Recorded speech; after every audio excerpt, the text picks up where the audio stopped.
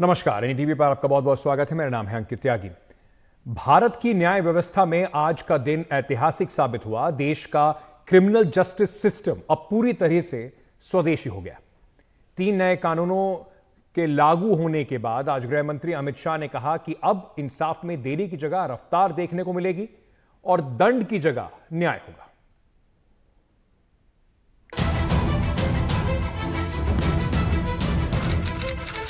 भारतीय न्याय संहिता,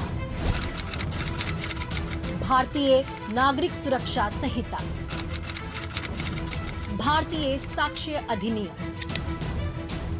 जब सरकार ये कहती है कि नए कानूनों में दंड की जगह न्याय को प्राथमिकता मिलेगी, तो इसका क्या मतलब है और आखिर हम इसे पूरी तरह से स्वदेशी कानून क्यों कह रहे हैं? आपको थोड़ी देर में विस्तार से पूरी जानकारी देंगे। लेकिन नए कानून की 5 सबसे महत्वपूर्ण बातें शुरुआत में ही जान लीजिए। पहली बात, मॉब लिंचिंग में फांसी की सजा होगी। दूसरी बात, नाबालिग से बलात्कार पर फांसी की सजा होगी। तीसरी बात, फैसला मुकदमा पूरा होने के 45 दिनों के भीतर आएगा। चौथी बात, रेप पीड़ित का बयान उसके अभिभावक की मौजूदगी में दर्ज होगा। और पांचवी बात, वोटरों को रिश्वत देने पर 1 साल की सजा होगी। ढेर सारे प्रावधान ऐसे किए गए हैं जिससे कई समूहों को फायदा होगा। कई सारी दफाएं जो अंग्रेजों के समय से विवाद में रही, इसको हटाकर आज के समय के अनुकूल धाराएं जोड़ी गई है और कई सारी ऐसी चीजें जिससे भारतीय नागरिकों को परेशानी थी, इसको उठाकर नए प्रावधान किए गए। सरकार दावा कर रही है कि नए कानूनों को हर लिहाज से 4 वर्षों तक अलग अलग स्टेक होल्डर्स के साथ चर्चा करने के बाद अंतिम रूप दिया गया है। आखिर ये तैयारी कितनी जबरदस्त थी, इसे जरा आंकड़ों से समझिए। गृह मंत्री अमित शाह ने बताया कि नए कानूनों के लिए 22,50,000 पुलिस कर्मियों को ट्रेनिंग दी गई। 23,000 से अधिक मास्टर ट्रेनर्स को प्रशिक्षण दिया गया। इतना ही नहीं, 21,000 सबऑर्डिनेट जुडिशरी की ट्रेनिंग भी हुई और 20,000 पब्लिक प्रोसिक्यूटर को भी ट्रेन किया गया। इसके अलावा इन कानूनों पर लोकसभा में कुल 9 घंटे 29 मिनट चर्चा हुई है, जबकि राज्यसभा में 6 घंटे 17 मिनट की बहस हुई है। ये भी झूठ चलाया जा। केंद्रीय गृह मंत्री अमित शाह ने विपक्ष के इस आरोप को खारिज किया कि कानून बिना चर्चा के पास करवाए गए। ये तीनों कानून उस समय पारित किए गए जब इस संसद से, इस सदन से और जो दूसरा सदन है राज्यसभा, उससे 146 सांसदों को लंबित किया गया। तो इसलिए ये जो कानून है, ये इस सदन के या राज्यसभा की जो कलेक्टिव विजडम है, उस कलेक्टिव विजडम को रिफ्लेक्ट नहीं करते और इनमें बहुत बड़ी खामियां हैं। लोकसभा में कुल मिलाकर 9 घंटा और 29 मिनट चर्चा हुई है। सभी दल के सांसदों ने इसके अंदर हिस्सा लिया है, अपने सुझावों को रखा है। मैं दावे से कह सकता हूं, हर सुझाव को समाहित कर 93 बदलाव कर बिल को फिर से कैबिनेट ने पारित किया। क्या नए कानून के तहत पुलिस को ज्यादा अधिकार दिए गए हैं? केंद्रीय गृह मंत्री अमित शाह ने इस आरोप को गलत बताया और विपक्ष पर अफवाह फैलाने का आरोप लगाया। किसी को भी पुलिस जो है 48 घंटे के लिए, 24 घंटे के लिए उठाकर लेकर जाएगी, क्या बात है? यानी कहाँ रुकेगा फिर ये? नए कानूनों के तहत, बीएनएस के तहत रिमांड का समय 15 दिन का ही है। मैं आप लोगों के सामने डिटेल में बताना चाहता हूं, आरोपी को आज पुलिस ने कस्टडी में लिया, कोर्ट ने रिमांड दे दी और आरोपी अस्पताल में भर्ती हो जाता है और 15 दिन तक अस्पताल में रहेगा, तो क्या इसकी पूछताछ ही नहीं होगी? उधर केंद्र और कई राज्यों के बीच हिंदी में 3 कानूनों के नाम को लेकर भी घमासान जारी है। हालांकि शाह ने कहा कि अगर नाम बदलने का सुझाव आता है तो वो इस पर विचार कर सकते हैं। नई दिल्ली से नीता शर्मा की रिपोर्ट, एनडीटीवी इंडिया के लिए। वहीं माना जा रहा है कि पीड़ितों को अब जल्द इंसाफ मिलेगा और दोषियों को कड़ी सजा मिलेगी। रेप, मॉब लिंचिंग और जालसाजी जैसे मामलों में नया कानून क्या कहता है, आपको विस्तार से इस रिपोर्ट में बताते हैं। अब कत्ल पर धारा 302 नहीं लगा करेगी, लेकिन फांसी की सजा बनी रहेगी। इसे धारा 101 माना जाएगा। यही स्थिति और भी धाराओं की है। पहले हत्या की कोशिश में धारा 307 लगती थी, अब 109 लगा करेगी। दुष्कर्म के मामले धारा 376 में आते थे, अब धारा 63 हो गई है। राजद्रोह अब देशद्रोह हो गया है और धारा 124 की जगह धारा 152 हो गई है। पहले जो धारा 144 थी वो अब 189 हो चुकी है। मानहानि में पहले 499 लगती थी, अब 356 लगेगी और ठगी की धारा 420 की जगह 316 कहलाएगी। सिर्फ धाराएं नहीं बदली हैं, बल्कि रुझान भी बदला है।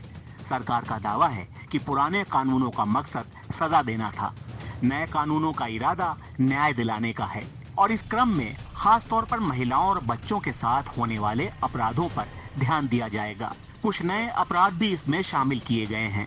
पहली बार मॉब लिंचिंग में फांसी देने की बात है। आतंकवाद को भी पहली बार परिभाषित किया गया है। राजद्रोह पर पुराना कानून हटाकर उसे देशद्रोह का नाम दिया गया है। देश को निशाना बनाने पर देशद्रोह की धारा लगेगी। नाबालिग से बलात्कार पर फांसी की सजा होगी। सामूहिक बलात्कार पर 20 साल जेल होगी। फरार अपराधियों पर भी मुकदमा संभव होगा। एफआईआर पर 90 दिन में अपडेट अनिवार्य है। जांच के लिए समय सीमा तय की गई है। जीरो एफआईआर को कानून में परिभाषित किया गया है। अब कहीं से भी ईएफआईआर दर्ज हो सकेगी। छोटे अपराधों पर सामुदायिक सेवा की भी सजा। आरोपी के परिवार को सूचित करना जरूरी होगा। संगठित अपराध पर नई धाराएं बनाई गई हैं। वोटरों को रिश्वत देने पर 1 साल की सजा है। 150 साल से भी ज्यादा समय से चले आ रहे इन कानूनों में बदलाव में सबसे बड़ी चुनौती पुलिस थानों और कचहरियों के सामने है। नई धाराएं याद करनी है, नए ढंग से मुकदमा करना है और नए सिरे से इंसाफ की अवधारणा पर विचार करना है। हालांकि पुलिस वालों को इसके लिए अरसे से ट्रेनिंग दी जा रही है। तीनों नए कानून को लागू करने के लिए दिल्ली पुलिस बिल्कुल तैयार है और आज सुबह से नए कानून में दिल्ली पुलिस में एफआईआर रजिस्टर होना शुरू हो गया। पहली एफआईआर अर्ली मॉर्निंग में ही रजिस्टर हो गई नए कानूनों में।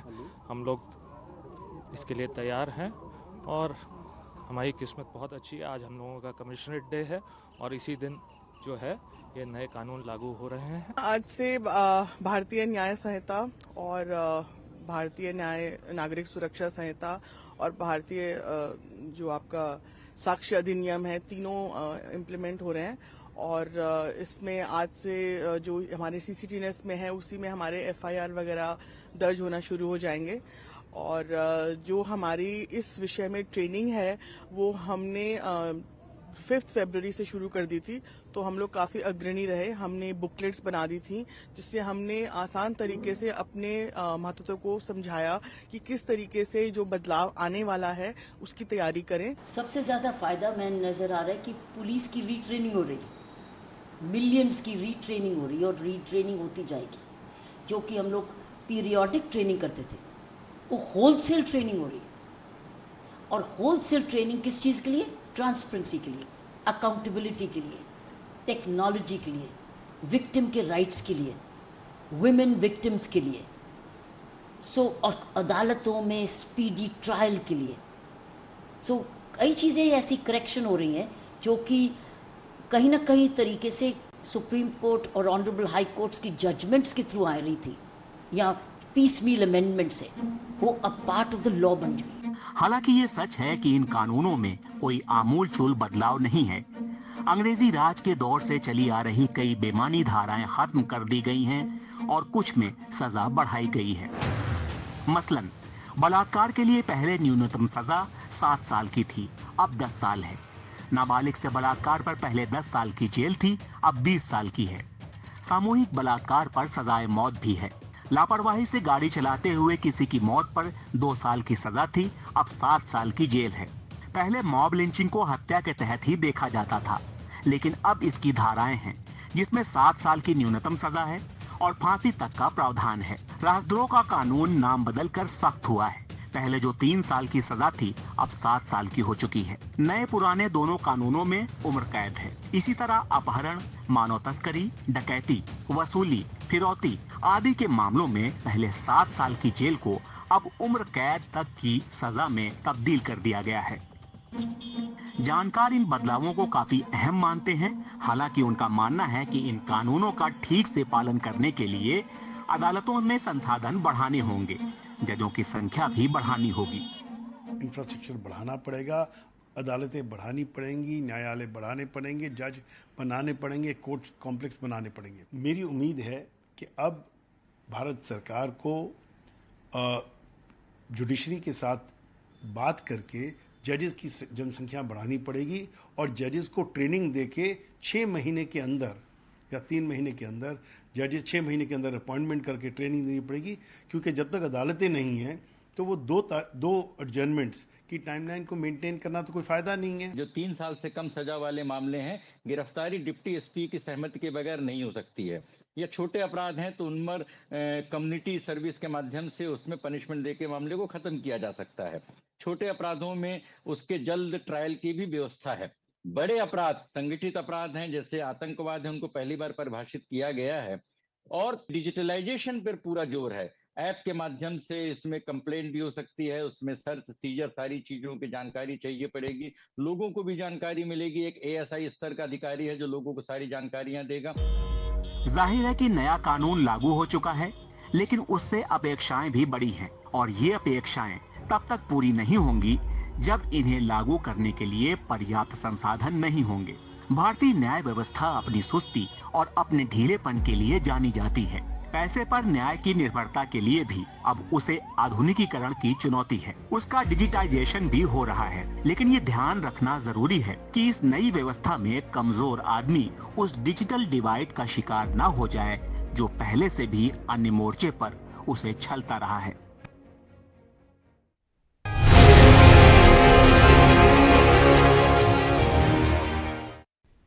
नए कानूनों के लागू होते ही देश भर में इसके तहत केस भी दर्ज होने शुरू हो गए।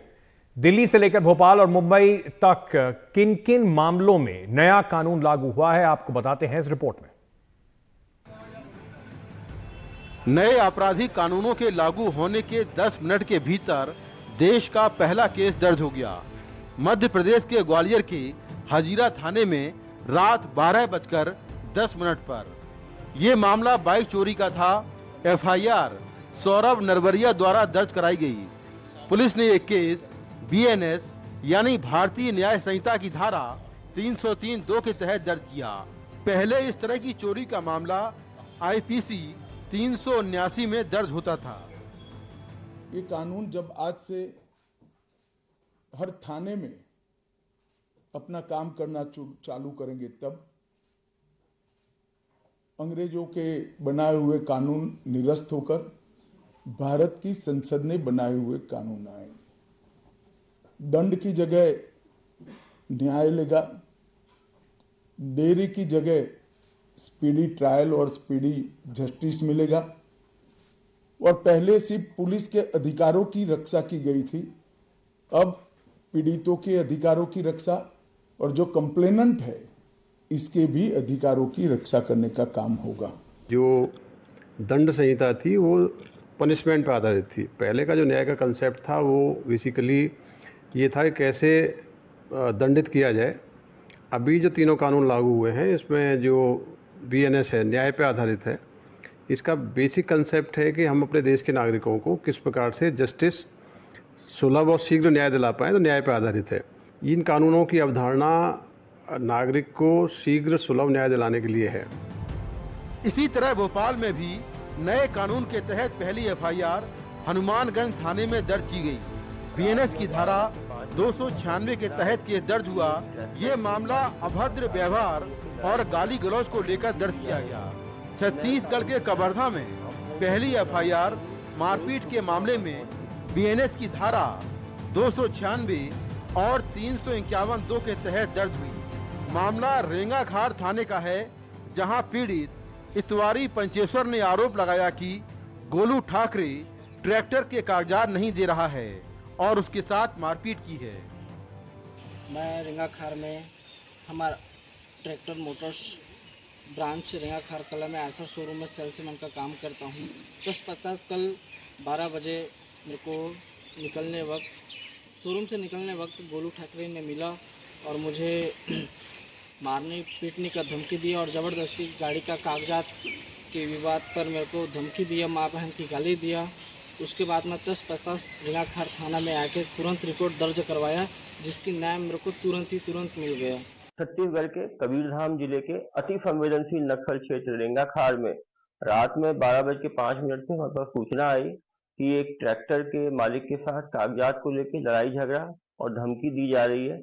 नए कानून के तहत फोन पर सूचना मिलते ही त्वरित पुलिस वहां पर पहुंची और 12:30 बजे उसके खिलाफ भारतीय न्याय संहिता की धारा 296 और 351(2) के तहत FIR किया गया। संभवतः देश में पहला FIR इस नए कानून के अंतर्गत हुआ है। दिल्ली में नए कानून के तहत पहली FIR मध्य दिल्ली के कमला मार्केट थाने में दर्ज हुई, जहां सड़क घेर कर खड़े एक रेहड़ी वाले के खिलाफ BNS की धारा 285 के तहत केस दर्ज किया गया। पहले एक केस IPC 283 में दर्ज होता। नए कानूनों के तहत जो दिल्ली में पहला केस दर्ज हुआ है वो सेंट्रल दिल्ली के कमला मार्केट थाने में दर्ज हुआ है। बीती रात इस थाने के पुलिसकर्मी नई दिल्ली स्टेशन के पास पेट्रोलिंग कर रहे थे। उसी दौरान कुछ लोगों ने शिकायत की कि एक रेहड़ी वाला जो है उसने जगह वहां पर घेर रखी है और उसकी वजह से परेशानी हो रही है।